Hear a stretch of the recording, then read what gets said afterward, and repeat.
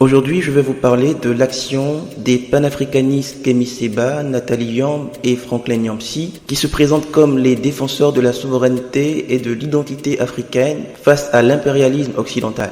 Quelle est la pertinence et la crédibilité de leur discours ? Quelles sont les alternatives possibles pour l'Afrique dans le monde actuel? Dans cette vidéo, je vous présente deux querelles idéologiques que j'ai avec ces personnalités africaines. Restez jusqu'à la fin de la vidéo parce que dans la dernière partie de la vidéo, je vous dirai comment l'Afrique devrait faire pour s'en sortir. Je vous explique également pourquoi l'Afrique ne devrait plus être fidèle et devrait pratiquer une relation d'union libre. La première querelle que j'ai avec les panafricanistes radicaux est qu'ils occultent complètement le fait que nous vivons dans un monde d'interdépendance complexe, où la souveraineté totale n'existe plus pour aucun pays, ni pour la Chine, ni pour la France, ni pour les États-Unis.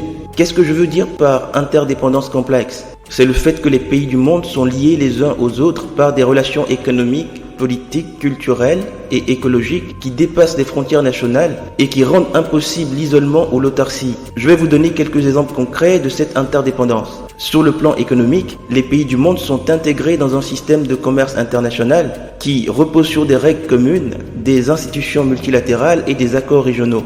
Les échanges de biens et de services, les flux de capitaux, les investissements directs étrangers, les transferts de technologies, les migrations de main-d'œuvre sont autant de facteurs qui créent des liens entre les économies nationales et qui influencent leur croissance et leur développement.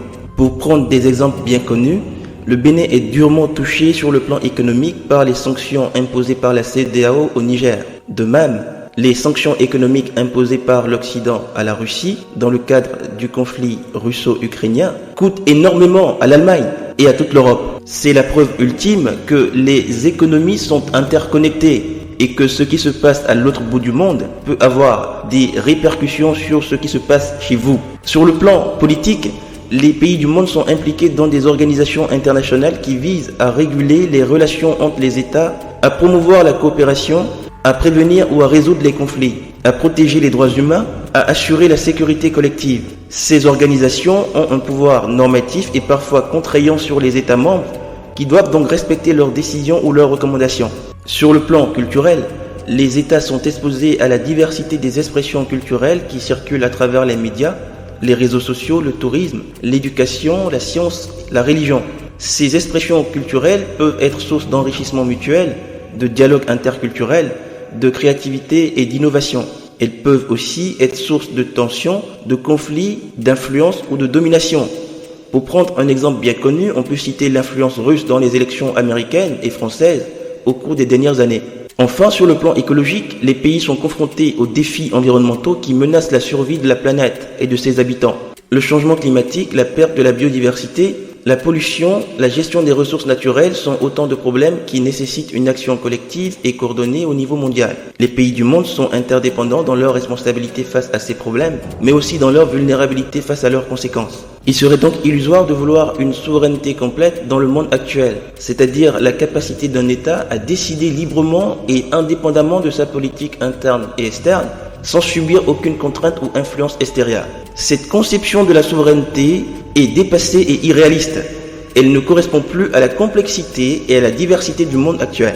Elle ne permet pas de répondre aux défis et aux opportunités que présente l'interdépendance complexe. La position adoptée par les panafricanistes radicaux conduit à une vision fermée et hostile du monde qui peut engendrer de l'isolement, de la confrontation ou même de la manipulation.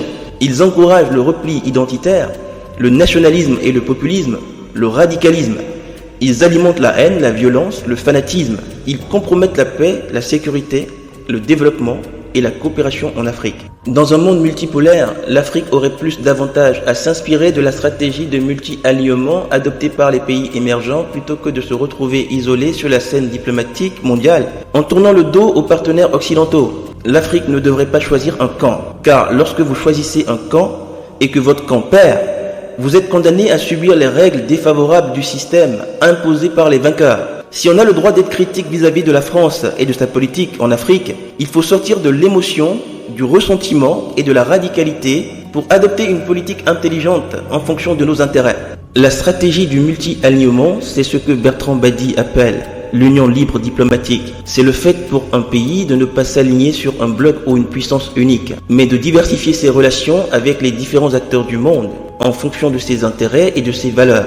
C'est une stratégie qui permet à un pays de renforcer son autonomie, sa flexibilité et sa capacité d'influence sur la scène internationale. C'est une stratégie qui s'adapte aux changements et aux incertitudes du monde, qui est marquée par la multipolarité, c'est-à-dire la coexistence de plusieurs centres de pouvoir. La Chine est la deuxième puissance économique et militaire du monde, qui aspire à devenir la première. La Chine a su diversifier ses relations avec les différentes puissances du monde sans renier sa souveraineté ni son identité. La Chine entretient des relations complexes avec les États-Unis, qui sont à la fois son principal partenaire commercial et son principal rival stratégique.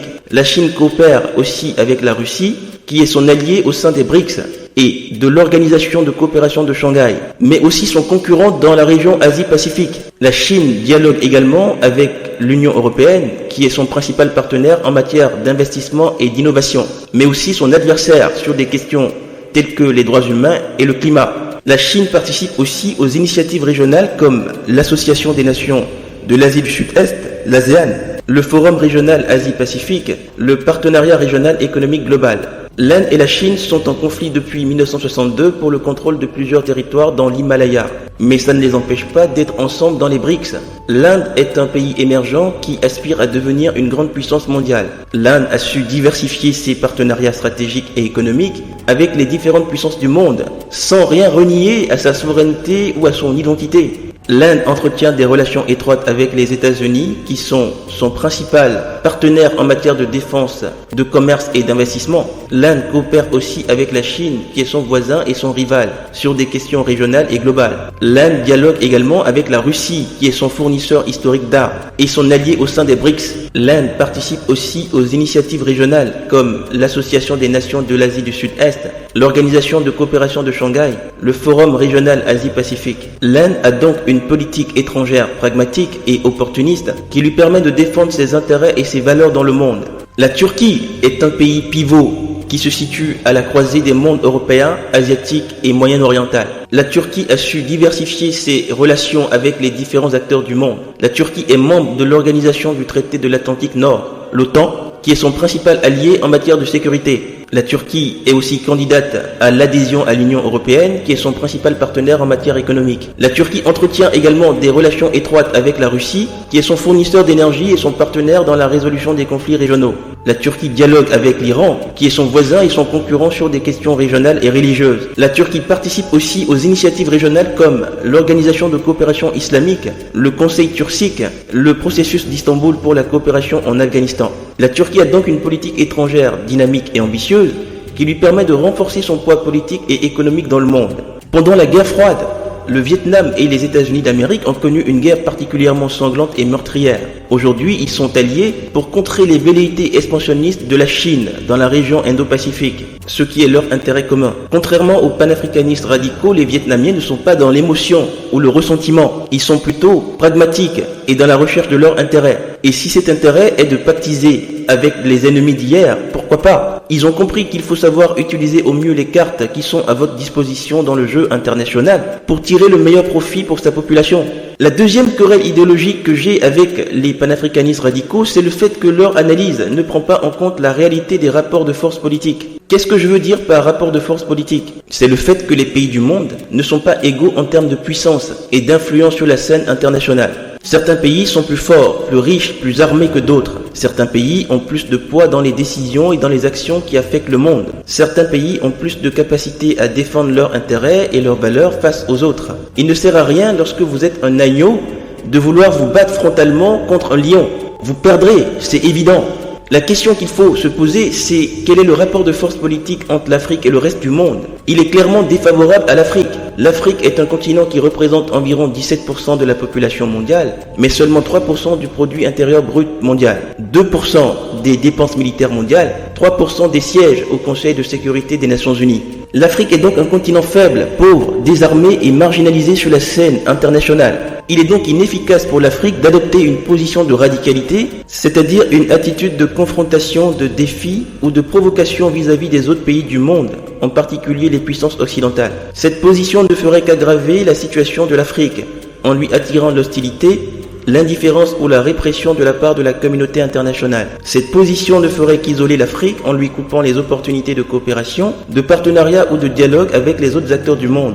L'Afrique pourrait être cyniquement utilisée par des puissances comme la Russie et la Chine pour servir leur agenda propre. Kemi Seba, Franklin Nyamsi et Nathalie Yamb occultent le fait qu'aucun pays, y compris leurs alliés, n'adopte cette stratégie actuellement. Tous les pays préfèrent adopter une stratégie plus pragmatique et plus flexible qui leur permet de s'adapter aux circonstances et aux opportunités du monde actuel. Tous les pays préfèrent adopter une stratégie de multi-alignement qui leur permet de diversifier leurs relations avec les différents acteurs du monde en fonction de leurs intérêts et de leurs valeurs. Il ne faut chasser personne. Il faut au cas par cas jouer les puissances les unes contre les autres, les mettre en concurrence et choisir pour chaque sujet la meilleure offre possible. C'est ce que font l'Inde, la Turquie, le Brésil. Je pourrais vous en citer d'autres, comme le Mexique, l'Indonésie, le Vietnam, le Maroc. Tous ces pays ont su tirer profit de l'interdépendance complexe qui caractérise le monde actuel. Tous ces pays ont su renforcer leur autonomie, leur flexibilité et leur capacité d'influence sur la scène internationale. Ils ont su sortir de l'émotion, du ressentiment pour adopter une politique rationnelle et pragmatique vis-à-vis des anciennes puissances coloniales, sans pour autant renoncer à être critique ou à défendre leur dignité. Lorsqu'on se sent humilié et que l'on veut réaffirmer son identité et sa souveraineté, il n'y a qu'un seul moyen. Il faut réduire le fossé entre vous et les autres pays. Et comment on fait ça? En produisant de la croissance économique. La croissance économique est la mesure de l'augmentation de la production de biens et de services dans un pays sur une période donnée. La croissance économique permet d'améliorer le niveau de vie, de créer des emplois, de réduire la pauvreté, de financer les services publics. Pour produire de la croissance économique, l'Afrique peut s'inspirer des exemples de quelques pays asiatiques qui ont réussi à se développer rapidement et durablement grâce à des politiques adaptées à leurs besoins et à leurs potentialités. Parmi ces pays, on peut citer la Chine, l'Indonésie et le Vietnam. La Chine communiste de Deng Xiaoping a su s'ouvrir à l'économie de marché et faire les réformes pour permettre son essor économique en faisant fi des humiliations subies.